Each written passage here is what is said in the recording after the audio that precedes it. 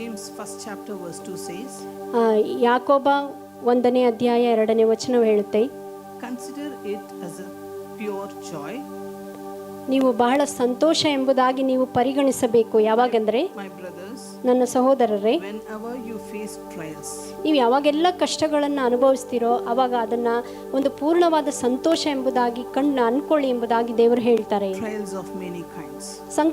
ಕಷ್ಟಗಳು ಅಂದ್ರೆ ಅನೇಕ ವಿಧವಾದದ್ದು. So God says, consider it as a joy. ಅದನ್ನು ನೀವು ಸಂತೋಷ ಎಂಬುದಾಗಿ ಪರಿಗಣಿಸಬೇಕು. When the trial time comes, ಆ ಒಂದು ಕಷ್ಟದ ಒಂದು ಸಮಯ ಬಂದಾಗ God will give you strength to face that. ಅದನ್ನು ಎದುರಿಸಲಿಕ್ಕೆ ದೇವರು ನಿಮಗೆ ಬಲವನ್ನ ಕೊಡ್ತಾರೆ. Face your trial time.